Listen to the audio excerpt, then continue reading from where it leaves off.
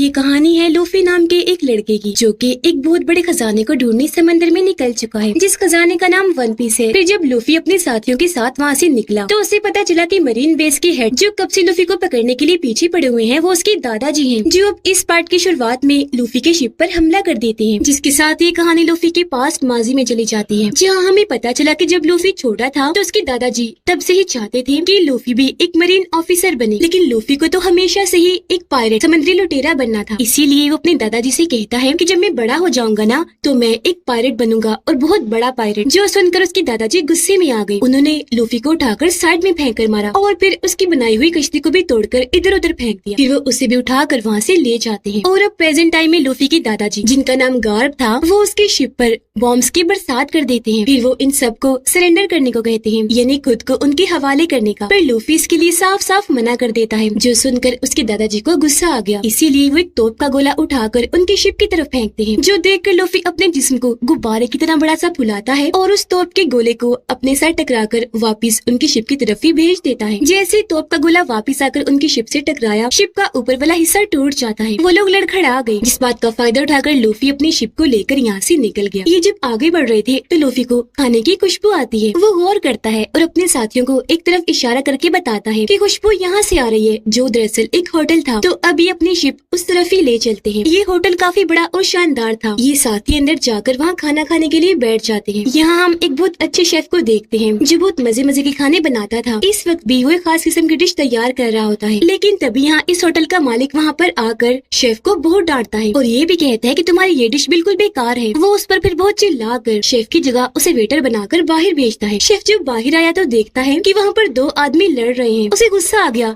ये होटल का माहौल खराब कर रहे हैं। तो यहाँ वो अपनी टांगों की ताकत दिखाता है। वो जोर जोर से उन्हें टांगे मारकर अच्छे सबक सिखाता है और चुपचाप वहाँ पर बिठा देता है। फिर वो लूफी और उसके साथियों के पास आकर उनका ऑर्डर लेता है और वहाँ से चला जाता है, यानी कि उन्होंने क्या खाना है। उधर लूफी के दादाजी इन्हीं गार्ब ने अपनी शिप ठीक कर ली थी। अब तभी गार्ब के पास एक कैदी लड़का आता है, जो अब मरीन ऑफिसर है, साथ ही वो लूफी का दोस्त भी है। वो गार्ब से कहता है कि हमें दूसरी मरीन ग्रुप से मदद ले लेनी चाहिए, पर गार्ब उनसे मदद लेने से साफ इनकार कर देते हैं। और अब वो एक आदमी को कॉल करते हैं, जो पायरेट्स का तलवारबाज था। वो इस दुनिया का सबसे बेहतरीन तलवारबाज था, जो इस वक्त भी कुछ दूसरे पायरेट से लड़ रहा होता है और तलवार से मार मार कर आसानी से उन्हें उठा कर फेंक रहा था। अपनी तलवार की महारत से सबको मारने के बाद वो उन पायरेट्स की शिप को भी अपनी तलवार से तोड़ देता है, जिससे उनकी शिप पानी में डूब जाती है। तभी पायरेट्स का हेड अपनी मशीन गन से तलवारबाज पर गोला फेंकता है, लेकिन वो अपनी तलवार से ही उस गोले के 2 टुकड़े कर देता है। फिर वो आगे बढ़ा और पायरेट्स के हेड को भी मार देता है। गार्ब यहाँ पर तलवारबाज को लूफी के बारे में सब कुछ बताते हैं और ये भी कहते हैं कि कैसे भी करके उसे जिंदा पकड़कर मेरे पास लेकर आओ। कैदी लड़का यानी मरीन ऑफिसर छुपकर ये सारी बातें सुन रहा था। सफाई करते हुए मरीन ऑफिसर दूसरे ऑफिसर से पूछता है कि ये तलवारबाज कौन है, जिस पर वो बताता है कि ये तलवारबाज दुनिया का सबसे बड़ा तलवारबाज है, जिसका मुकाबला कोई नहीं कर सकता। वो भी पायरेट्स का ही तलवारबाज है और पायरेट्स को गवर्नमेंट रोक नहीं पाई, इसलिए गवर्नमेंट ने इन सब पायरेट्स के साथ हाथ मिला लिया। तो अब ये लोग मरीन फौजियों की मदद करते हैं। बदले में मरीन फौजी भी इन्हें कुछ नहीं कहते, इनके बीच में नहीं आती है, जो मर्जी करे। ये सुनकर मरीन ऑफिसर कैदी लड़का काफी हैरान रह जाता है, पूछता है पर मरीन ऑफिसर्स तो लोगों की मदद करने के लिए होते हैं ना, तो फिर वो पायरेट्स को कुछ भी करने कैसे दे सकते हैं, उन्हें रोकते क्यों नहीं। जिस पर दूसरा ऑफिसर जवाब देता है कि यही दुनियादारी है, न तुम हमें कुछ कहो और न ही हम तुम्हें कुछ कहेंगे। ये सब जानने के बाद वो लड़का गार्ब के पास आया और उसे कहता है कि मैं जानता हूँ लूफी को पकड़ने के लिए आपने उस तलवारबाज पायरेट को भेजा है, तो बताएं आप हम लुटेरों की मदद कैसे ले सकते हैं? क्या उनके लिए कानून अलग से है और आम लोगों के लिए अलग से? जिस पर गार्ब उसे समझाते हैं कि भाई दुनिया ऐसी है, ये सीधी दिखती है पर है नहीं, टेढ़ी है, तो इसीलिए ये जरूरी नहीं कि जो कानून हम बनाएं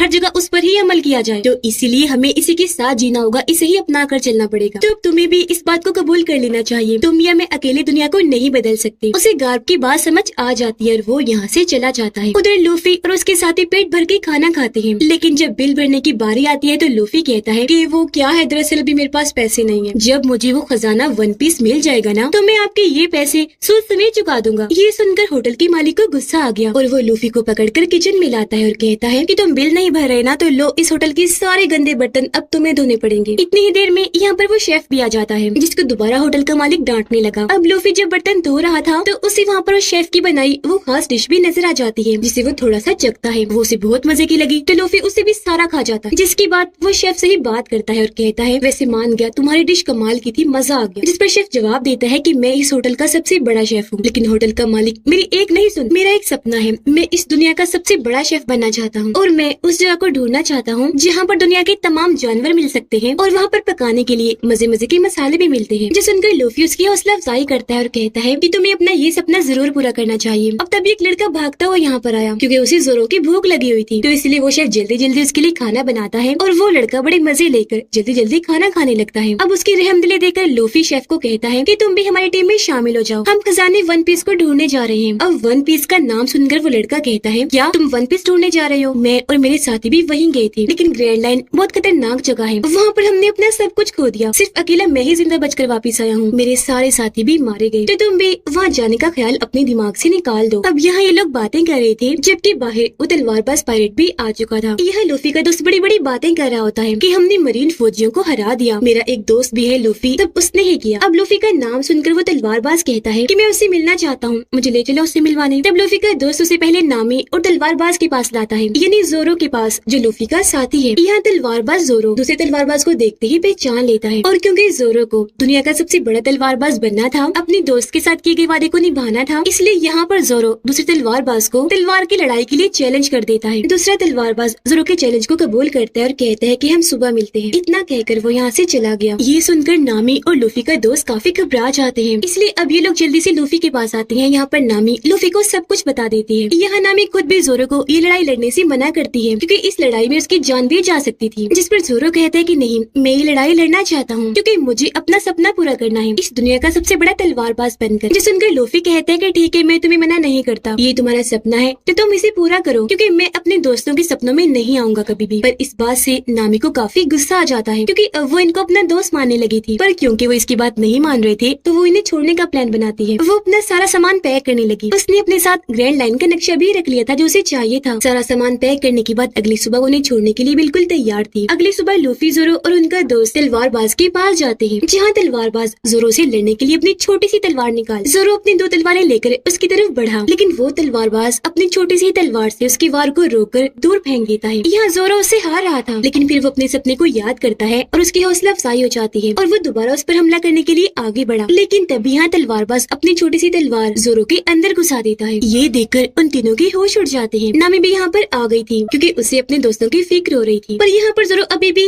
हार नहीं मानता, जो देखकर तलवारबाज कहता है कि तुम वाकई बहादुर हो, तो मुकाबला तो बड़ा बनता है। जो कहकर वो अपनी बड़ी तलवार निकाल लेता है। जोरो भी अपनी तीसरी तलवार निकाल लेता है, उसे मुंह में रख के 2 तलवारें हाथ में पकड़कर वो तलवारबाज पे हमला कर देता है। लेकिन तलवारबाज अपनी तलवार से उसकी दोनों तलवारों पे हल्का सा कट मारता है, जिससे उसकी तलवारें टूट जाती हैं, उनका चूरा बन जाता है। लेकिन अभी भी जोरो हिम्मत नहीं हारता, बल्कि उसे लड़ने के लिए, मरने के लिए बिल्कुल सामने आके खड़ा हो जाता है। अब इस लड़ाई को खत्म करने के लिए तलवारबाज जोरो के सीने पर अपनी तलवार मारता है। जोरो को कट लग गया, इसलिए वो नीचे गिर जाता है। तलवारबाज जोरो से काफी मुतासिर हो गया था, इसलिए अब वो यहाँ अपना काम नहीं करता, यानी लूफी को नहीं पकड़ता और जोरो से कहता है कि तुम सच में बहादुर हो, इसलिए अब तुम दोबारा से ठीक हो जाओ और ताकतवर बनकर मेरे पास आ जाना, मैं तुम्हारा इंतजार करूंगा। जो कहकर वो यहाँ से चला जाता है और अब तभी यहाँ जोरो बेहोश हो जाता है। लूफी, नामी और उनका दोस्त उसे उठाकर अपने शिप पर ले आते हैं। ये जब उसका कट देखती है तो इन्हें समझ लग जाती है कि जोरो को बचाने के लिए हमें डॉक्टर की जरूरत है। तो मदद के लिए लूफी उसी शेफ और उसके मालिक के पास आता है। वो यहाँ सारी बात बता देता है और डॉक्टर का पूछता है, इस पर होटल का मालिक कहता है कि यहाँ पर कोई डॉक्टर नहीं है और अब वो खुद ही उसकी मदद के लिए चला जाता है। होटल का मालिक खुद ही जोरो की मरहम पट्टी करने लगता है। वो उसके जख्म पर टांके लगाता है, फिर मछली की खाल को उसके ऊपर लगा देता है ताकि ये जल्दी ठीक हो जाए। पर साथ में वो उसके साथियों से भी कहता है कि इसकी हालत बहुत खराब है, तुम्हारा दोस्त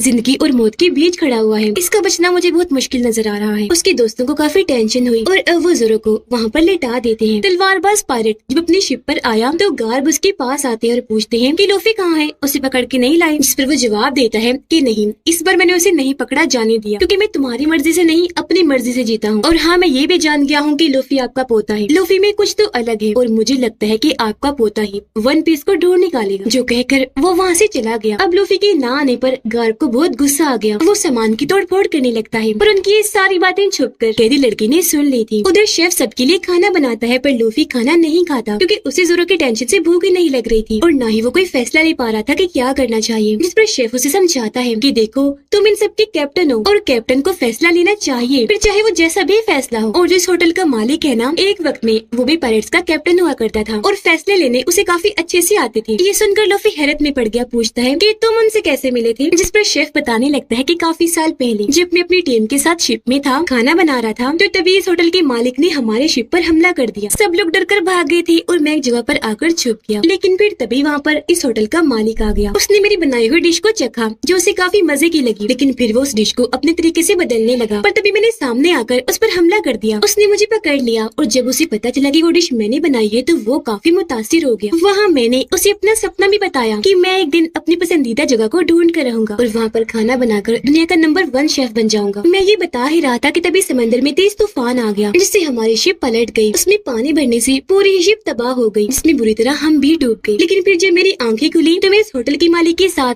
समंदर के बिल्कुल बीचों बीच एक जगह पर फंसा हुआ था। दरअसल उसने मेरी और अपनी जान बचा ली थी। यहाँ उसके पास 2 बैग थे। छोटे वाला बैग उसने मुझे दे दिया जिसके अंदर खाना था। मैंने देखा कि तो बड़ा चालाक है, बड़ा बैग खुद रख लिया और छोटा मुझे दे दिया। मैंने उससे पूछा भी कि तुमने मुझे छोटा बैग क्यों दिया और बड़ा खुद क्यों रखा, जिस पर उसने कहा क्योंकि मैं बड़ा हूँ तो खाने के लिए मुझे ज्यादा सामान चाहिए। फिर उसने मुझे कहा कि दूसरी साइड पर जाओ और किसी शिप के आने का इंतजार करो। जब तक कोई शिप नहीं आ जाती तुम मेरे पास भी मत आना। ये सुनकर खाना लेकर मैं दूसरी साइड पर चला गया। लेकिन अब यहाँ पर काफी दिन गुजर गए थे और कोई शिप यहाँ पर नहीं आई थी। मेरे पास जो खाना था वो भी खत्म हो रहा था। फिर 25 दिन के बाद मुझे एक शिप दिखाई दिया। मैं उसे देखते जोरों से चिल्लाने लगा, पर वो शिप मुझसे काफी दूर थी तो वो लोग मुझे नहीं देख पाते। और फिर ऐसे ही वो चला गया। फिर ऐसे ही 30 दिन गुजर गए और मेरा खाना तकरीबन खत्म हो ही गया था। इसलिए तब मैंने बस इतना ही खाना खाना शुरू कर दिया जितना मुझे जिंदा रख सकता था। फिर ऐसे ही 50 दिन गुजर गए। मेरा खाना बिल्कुल खत्म हो गया था और मेरा भूख से बुरा हाल था। मैं तड़प रहा था। मुझे बहुत गुस्सा आ गया, इसलिए मैंने फैसला किया कि अब मैं होटल की मालिक का खाना चुराता हूँ। मैं चाकू लेकर उसके पास गया। मैंने देखा कि उसकी भी हालत मेरी तरह बहुत खराब है और उसका जो बैग था वो वैसा का वैसा वहीं पड़ा हुआ था। मैंने उसमें चाकू मार दिया पर उसमें कोई खाना नहीं था बल्कि सोना, चांदी, मोती और जेवरात थे, जिसका मतलब कि उसने अपने लिए कोई भी खाना नहीं रखा, सारा का सारा मुझे दे दिया। और आज तक वो जिंदा इसलिए था क्योंकि उसने इन दिनों में अपना ही पैर काट काट कर खाया था। उसकी ऐसी हालत देखकर मुझे बहुत दुख हुआ। मैंने उससे पूछा कि तुम्हारे लिए मैं तो अनजान था, फिर तुमने मेरे लिए ये सब क्यों किया? जिस पर होटल के मालिक ने मुझे बताया कि जो जगह तुम ढूंढ रहे हो उस जगह को ढूंढना मेरा भी सपना था, लेकिन मेरी सारी जिंदगी उसको ढूंढते ही गुजर गई और वो जगह मुझे नहीं मिली। इसलिए मैं चाहता था कि तुम जिंदा रहो, जिसके बाद बड़े होकर तुम अपना और मेरा सपना पूरा करो, वहाँ पर खाना बनाकर। ये सारी बातें सुनकर मुझे बहुत दुख हुआ। अब कहानी प्रेजेंट टाइम में आती है जहाँ पर वो शेफ इनको कहानी सुना रहा था। वो कहता है कि हम वहाँ पर 85 दिनों तक फंसे रहे, जिसके बाद वहाँ एक शिप ने आकर हमारी जान बचाई और अब लूफी तुम्हें भी उसकी तरह कोई फैसला लेना चाहिए। अब ये इतनी बड़ी कहानी सुनने के बाद भी लूफी को कुछ समझ नहीं आता। नामी जोरो के पास बैठी होती है। वो किताबों से उसे कहानियाँ सुना रही थी और बातें कर रही थी ताकि उसे जल्दी होश आ जाए, लेकिन वो तो होश में आने का नाम ही नहीं ले रहा था। और तभी यहाँ लूफी आ जाता है। नामी उस पर भड़क पड़ती है कि ये सब कुछ तुम्हारी वजह से हुआ है। अगर तुम चाहते तो जोरो को इस सब से रोक सकते थे, पर तुमने उसे नहीं रोका, लड़ने दिया। जिस पर लूफी कहता है कि देखो ऐसी बात नहीं है, मैं अपने दोस्तों के लिए कुछ भी कर सकता हूँ, लेकिन मैं उनके सपनों के आगे कभी भी नहीं आऊंगा। और इसकी तरह तुम्हारा भी कोई सपना होगा ना जिसे तुम पूरा करना चाहती हो। जो सुनकर नामी काफी जज्बाती हो जाती है और कहती है कि हर कोई तुम्हारे जैसा नहीं सोचता, किसी के पास इतना टाइम नहीं है कि वो हर वक्त अपने सपनों के बारे में ही सोचता रहे। जो कहकर वो यहाँ से चली जाती है। उधर गार्ड कैदी लड़की के पास आते हैं और उसे बता देते हैं कि लूफी मेरा पोता है और मैं उसका दादा हूँ। अब वो ये बात सुनकर इतना हैरान नहीं होता क्योंकि ये बात तो उसे पहले से ही पता थी। अब यहाँ पर गार्ड बताते हैं कि मैं बचपन से चाहता था कि लूफी एक मरीन ऑफिसर बने, लेकिन उसने कभी भी मेरी बात नहीं मानी। हमेशा मुझसे यही जिद करता रहा कि मैं पायलट बनना चाहता हूँ। ये सुनकर वो लड़का कहता है कि मैं भी लूफी के साथ रहा हूँ और वो बाकियों से बिल्कुल अलग है, बिल्कुल अलग सोचता है। वो पायलट ही बनेगा, कभी भी वो अपने सपने को नहीं छोड़ेगा। उसे इसका इतना जुनून है कि अगर पायलट बनने के लिए उसे अपनी जान भी देनी पड़ी तो वो मर जाएगा। इसलिए सर अब मैं आपसे ये कहता हूँ कि लूफी की जान छोड़ दीजिए। ये सारी बातें सुनकर गार्ड उस पर अमल नहीं करता बल्कि उसने एक जिद सी लगा ली थी। वो अपने सारे मरीन ऑफिसर्स को इकट्ठा करता है और कहता है कि पायलट्स अपनी बात के पक्के हैं, वो मजबूत है, कभी भी अपनी बात से नहीं हटेंगे। इसीलिए अब से हम भी सख्त बनेंगे और हम भी अब से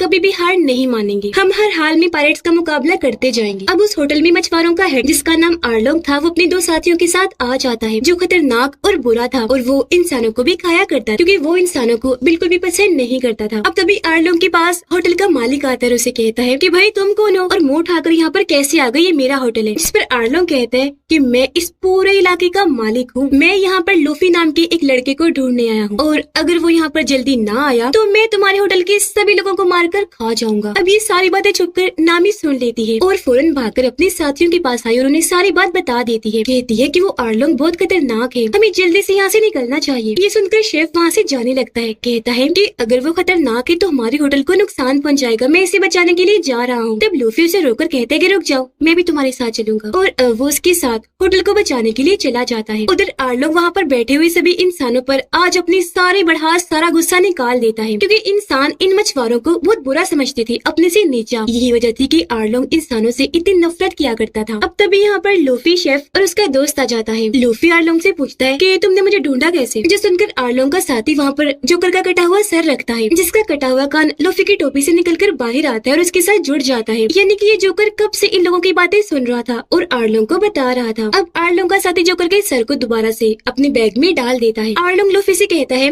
कि अब तुम मुझे ग्रैंड लाइन का नक्शा दे दो, पर वो मना कर देता है। होटल का मालिक पीछे से आकर आर्लोंग पर गोली चला देता है। गोली उसको छूकर नीचे गिर गई, पर आर्लोंग को हल्की सी खरोच भी नहीं आई। ये देखकर आर्लोंग एक साथी को गुस्सा आ गया। वो होटल के मालिक की टांग पर पैर मारकर उसे नीचे फेंक देता है, फिर मुक्का मारकर उसे दूर फेंक के मारता है। ये देखकर शेफ को बहुत गुस्सा आया। वो आर्लोंग के साथी को मारने के लिए आगे बढ़ा, उसके चेहरे पर अपनी टांगों की ताकत दिखाता है और उस पर एक साथ बहुत सारी टांगे मारता है, लेकिन उसे कुछ नहीं होता क्योंकि वो भी बहुत ताकतवर था। वो हल्का सा हाथ ही मारकर शेफ को दूर फेंक के मारता है। ये देखकर लूफी भी अपनी खास मूव का इस्तेमाल करता है, यानी अपनी लचकदार ताकत से जो उसके पास थी उसकी वजह से अपने हाथ को लंबा सा करके वो आर्लोंग के मुंह पर मुक्का मारता है। लेकिन आर्लोंग उसके वार को रोककर लूफी को ही अपने हाथों में बच्चों की तरह पकड़ लेता है और फिर उसे उठाकर होटल से बाहर फेंक के मारता है। वो खुद भी बाहर आ गया और अब उन दोनों के बीच जबरदस्त लड़ाई छिड़ जाती है। आर्लोंग लूफी को पटक पटक कर मार रहा था, लेकिन लूफी को भी कुछ नहीं हो रहा था, बल्कि उसे तो मजा आ रहा था, वो एंजॉय कर रहा था। इसलिए वो आर्लोंग की तरफ देखकर हंसने लगता है। फिर लूफी उठकर अपना हाथ लंबा करता है और आर्लोंग पर कई बार मुक्कों से हमला करता है, लेकिन तभी आर्लोंग उस पर समंदर का पानी फेंक देता है, जिससे यहाँ पर लूफी की ताकतें कम होने लगती है। जिसके बाद वो लूफी को पकड़कर उसे खाने ही वाला था कि तभी यहाँ पर नामी आकर आर्लोंग को ऐसा करने से रोक देती है और कहती है कि मुझे ग्रैंड लाइन का नक्शा मिल चुका है, अब हमें यहाँ से चलना चाहिए। अब यहाँ हमें पता चला कि नामी शुरू से ही दरअसल आर्लोंग के लिए ही काम कर रही थी और उसके बाजू पर जो निशान था वो भी आर्लोंग का ही था और उसका मकसद ग्रैंड लाइन का नक्शा चुराना ही था। इसीलिए वो इतने वक्त से लूफी और उसके साथियों के साथ थी। अब उसकी सच्चाई जानकर लूफी को काफी गुस्सा आता है। अब आर्लोंग लूफी को खाना चाहता था, पर नामी उसे कहती है कि बच्चे को खाकर क्या करोगे, ऐसा करो इसे पानी में फेंक दो। तब आर्लोंग ने ऐसे किया और वो उसे पानी में फेंक देता है। लूफी पानी में डूबने लगा, लेकिन तभी यहाँ पर शेफ ने आकर उसकी जान बचा ली। वो उसे बाहर ले आया। तब ठीक होने के बाद लूफी जोरो के पास आता है। जोरो को भी होश आना शुरू हो गई थी, जो देखकर लूफी बहुत खुश हो जाता है, पर नामी ने जो उनके साथ किया उस पर लूफी को यकीन नहीं आ रहा था। होटल का मालिक शेफ को कहता है कि बस अब तुम यहाँ से जाओ और अपना और मेरा सपना पूरा करो, उस जगह को ढूंढ कर, जिस पर शेफ वहाँ से चला जाता है। अब जोरो के होश में आने के बाद लूफी फैसला करता है कि सबसे पहले हम नामी को ढूंढने जाएंगे। वो जब यहाँ से निकलने लगे तो शेफ भी यहाँ पर आ जाता है इनके टीम में शामिल होने के लिए, जिसे खुशी खुशी लूफी शामिल कर भी लेता है, क्योंकि होटल के सारे लोगों को आखिर अलविदा कहकर वहाँ से निकल जाते हैं। ये लोग लूफी से पूछते हैं कि हम नामी को ढूंढेंगे कैसे, तो वो उन्हें जोकर का कटा हुआ सिर दिखाता है जो उसके पास ही था और अब वो कटा हुआ सर इनको आगे का रास्ता बताता है। लूफी नामी को इसलिए ढूंढना चाह रहा था क्योंकि वो जानता था कि नामी ये सब अपनी मर्जी से नहीं कर रही, बल्कि ऐसा करने के पीछे उसकी कोई मजबूरी है। ये लोग अब एक आइलैंड की तरफ बढ़ रहे थे, जिस आइलैंड पर नामी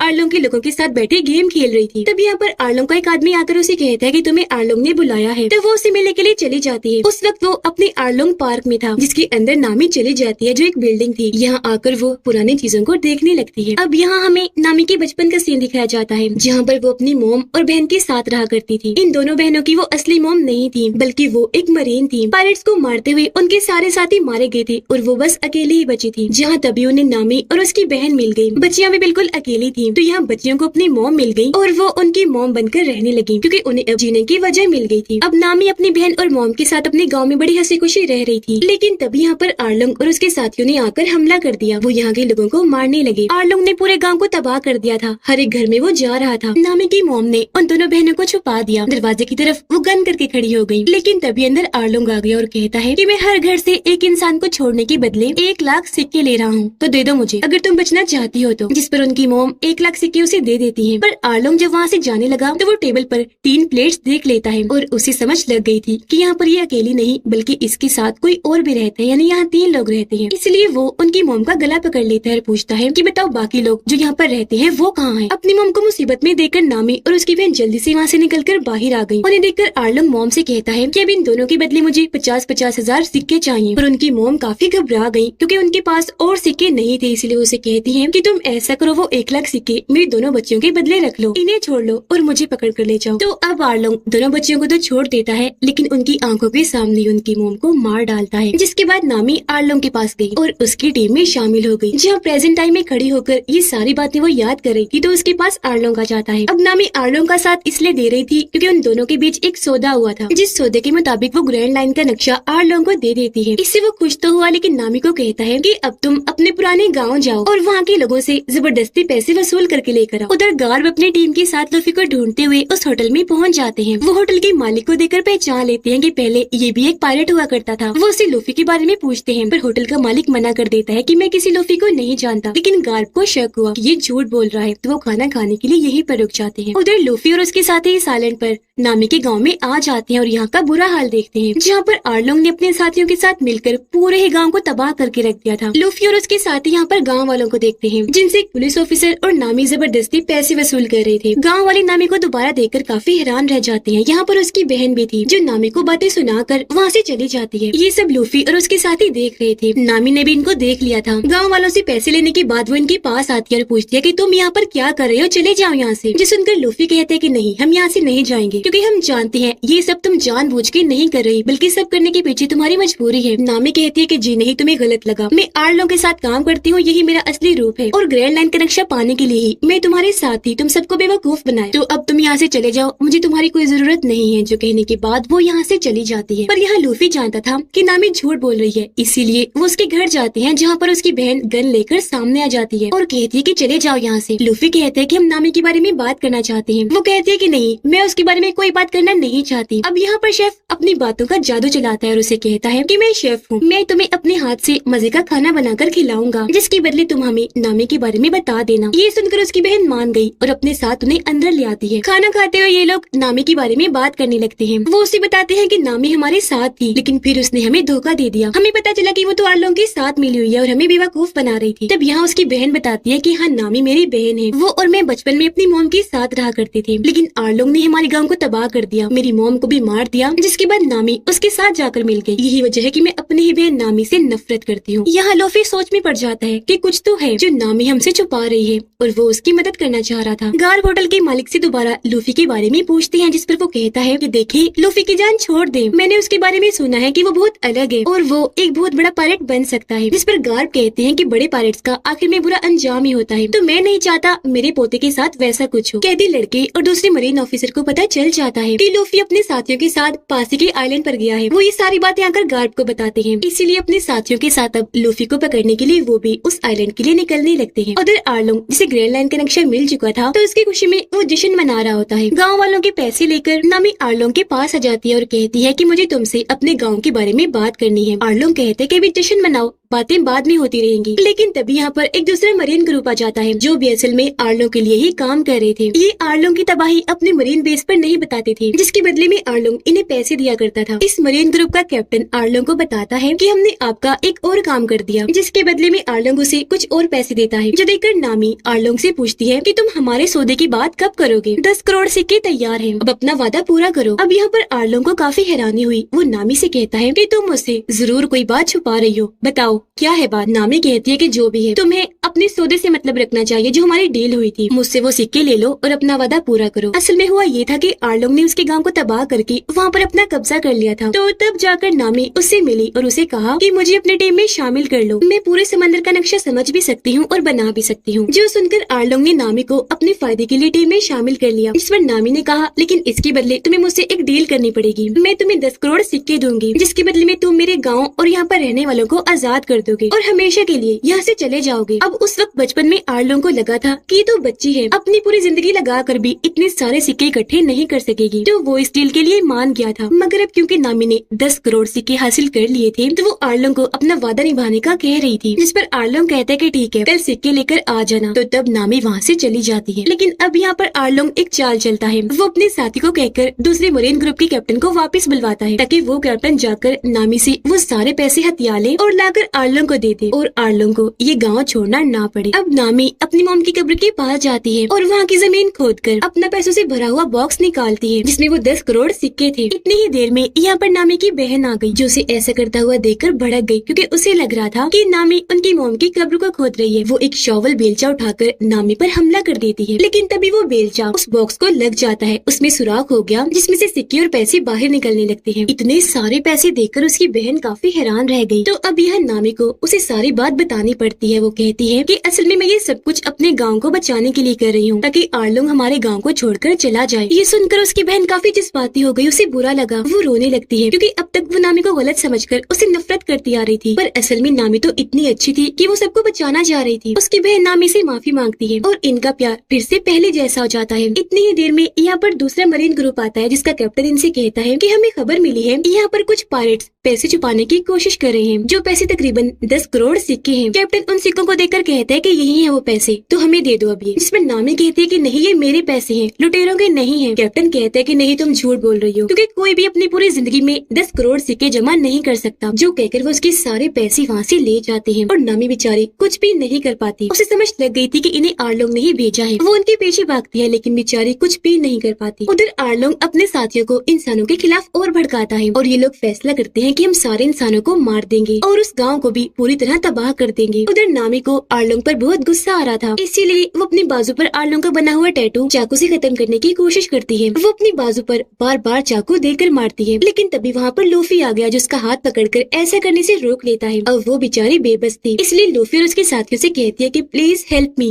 यानी मेरी मदद करो। तो वो सारे लोग इसकी मदद करने के लिए तैयार हो गए। लूफी यहाँ पर फैसला करता है कि कुछ भी हो जाए अब मैं आर्लोंग को मार कर ही रहूंगा। पर तब ये लोग देखते हैं कि आर्लोंग ने पूरे गांव पर हमला कर दिया है। अगली सुबह जब ये वहाँ गए तो देखते हैं कि आर्लोंग और उसके साथियों ने पूरे ही गांव को तबाह बर्बाद करके रख दिया है। और यह नामी की बहन ने गांव वालों को सारी सच्चाई बता दी थी। जो पहले नामी को गलत समझ रहे थे अब उसकी मदद करने यहाँ पर आ जाते हैं। अपने साथ वो हथियार भी लाए थे क्योंकि वो आर्लोंग और उसके साथियों से लड़ने के लिए बिल्कुल तैयार थे। पर नामी उन्हें रोक देती है ये कहकर कि नहीं, आप लोगों को कोई जरूरत नहीं है, मैं अपने दोस्तों के साथ ही लड़ाई लड़ूंगी। अब गार्ब और उसकी मरीन टीम इस आइलैंड की तरफ ही आ रहे थे। यहाँ पर दूसरे मरीन ग्रुप का कैप्टन आकर गार्ब को लूफी के बारे में भड़काने लगता है कि उसने वहाँ पर तबाही मचा दी है, जिस पर ये लोग उसे मिलकर पकड़ने का फैसला करते हैं। उधर लूफी और उसके साथी आर्लोंग के एरिया में चले जाते हैं। यहाँ पर लूफी का दोस्त अपने धुएं वाले बॉम्ब से वहाँ हर तरफ धुआं फैला देता है, जिसके बाद अब यहाँ पर लूफी अपने साथियों के साथ आ जाता है। यहाँ आर्लोंग के साथी थे, वो खुद नहीं था। तब नामी लूफी को बताती है कि वो अपने आर्लोंग पार्क में होगा, तो अब ये दोनों उसके पास जाने लगते हैं, जबकि लूफी के बाकी साथी आर्लोंग के साथियों के साथ लड़ने लगते हैं। अपनी तलवारों से, अपनी महारतों से वो बड़ी बहादुरी से इनका मुकाबला कर रहे थे। उधर नामी और लूफी बिल्डिंग के अंदर आ जाते हैं। यहाँ पर नामी दोबारा से ग्रैंड लाइन का नक्शा चुरा लेती है, पर तभी यहाँ पर आर्लोंग भी अपने बड़े से हथियार के साथ आ जाता है, जिसके ऊपर बहुत सारे ब्लेड्स लगे हुए थे। वो उस हथियार से लूफी पर हमला कर देता है। ब्लेड उसे गर्दन पर दे मारता है, लेकिन क्योंकि लूफी लचकदार था तो उसे कुछ भी नहीं होता। आर्लोंग लूफी को कहता है कि बचपन से अब तक जैसे मैंने नामी का इस्तेमाल किया तुम कभी भी नहीं कर सकते। जो सुनकर लूफी को काफी गुस्सा आ गया। वो अपने हाथ से एक ब्लेड को पकड़ता है, जिससे उसमें दरारें पड़ जाती है और वो ब्लेड टूट जाता है। अब लूफी अपनी पूरी ताकत लगाकर उसके पूरे हथियार को ही तोड़ के रख देता है और कहता है क्या कहा तुमने नामी को इस्तेमाल किया? ये कोई चीज नहीं है जिसे इस्तेमाल किया जाए, ये इंसान है। इसके भी बचपन से अब तक सपने थे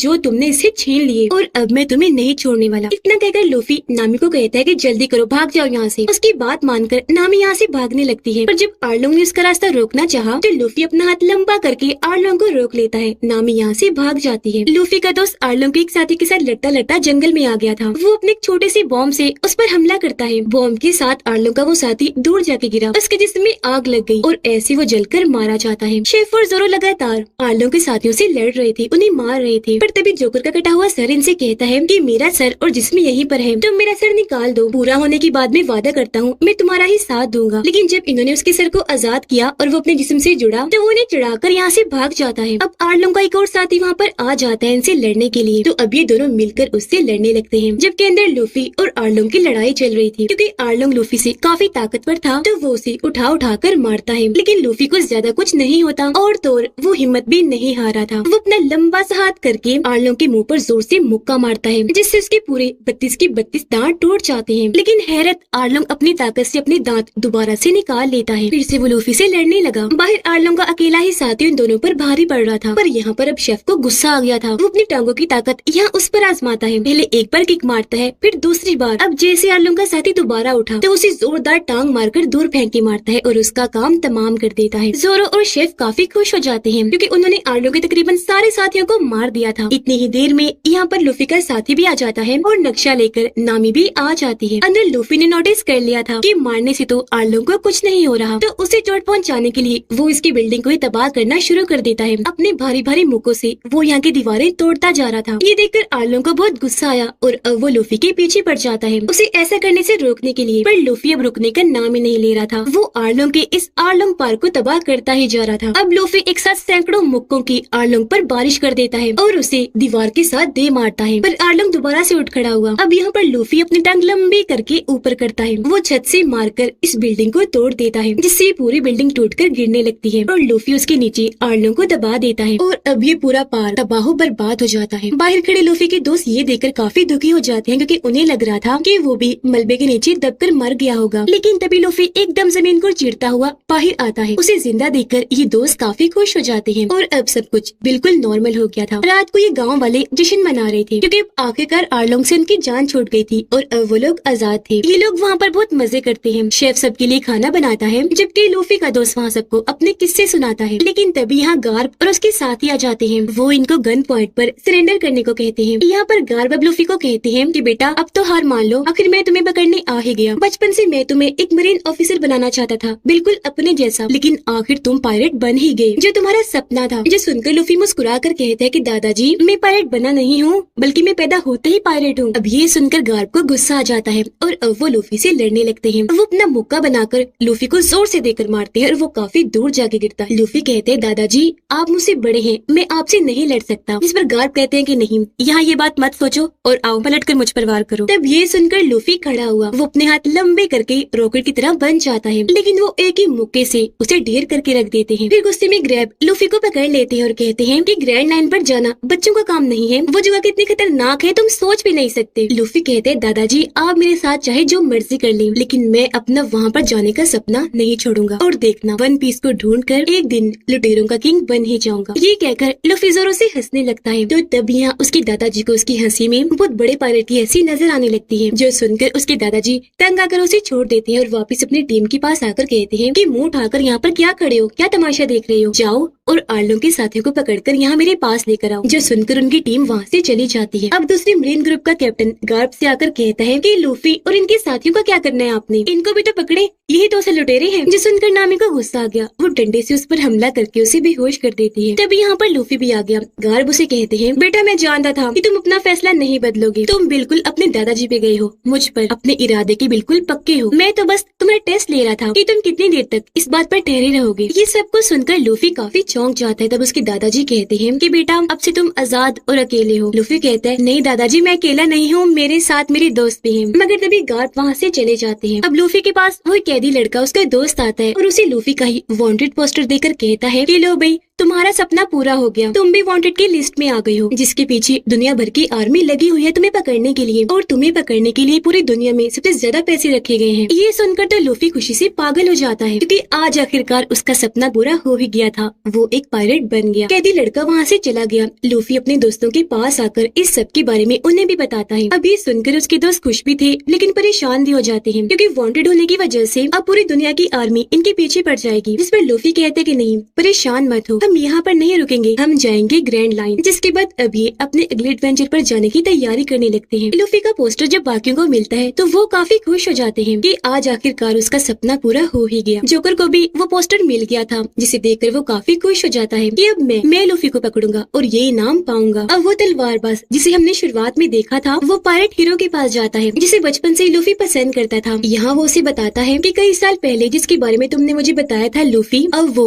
एक बहुत बड़ा पायलट बन चुका है। अब पायलट हीरो लूफी का साथी था, इसलिए पोस्टर देखकर वो और उसके साथी भी बहुत खुश हो जाते हैं। उधर लूफी और उसके साथी अब बहुत खुश थे और अपने नए सफर पर निकल चुके थे और अब ये सारे बारी बारी अपना सपना बताने लगते हैं। शेफ कहता है कि मैं अपनी पसंदीदा जगह को ढूंढूंगा, वहाँ खाना बनाकर दुनिया का नंबर 1 शेफ बन जाऊंगा। फिर लूफी अपना पाँव आगे करता है और बताता है कि मैं बनूंगा पायरेट्स का किंग। फिर जोरो अपना पाँव आगे रखता है और कहता है कि मैं बनूंगा दुनिया का सबसे बड़ा तलवारबाज। जब नामे की बारी आती है तो वो कहती है कि मैं समंदर का और पूरी दुनिया का नक्शा बनाऊंगी। जाएंगे। फिर लूफी का दोस्त अपना पाँव आगे रखता है और बताता है कि मैं समंदर का बहुत बड़ा वॉरियर बनूंगा। जिसके बाद अभी अपना नया एडवेंचर करने ग्रैंड लाइन के लिए निकल जाते हैं। इसके बाद हम एक अनजान आदमी को देखते हैं जिसका चेहरा हम देख नहीं पाते। उसके पास भी लूफी का पोस्टर पहुंच गया था जिसपे सिगरेट रख के वो जला देता है, जिसका मतलब कि लूफी और उसके दोस्तों के लिए खतरा अभी भी नहीं टला। उनके लिए अब नए विलेंस और दुश्मन बन गए हैं जो फिर से उनके पीछे लग जाएंगे। अब एक तरफ ग्रैंड लाइन और उसके खतरे, दूसरी तरफ उनके दुश्मन और विलेन। इनकी लड़ाई बहुत सख्त होने वाली थी और इसी के साथ ये पूरा सीजन इधर ही खत्म हो जाता है।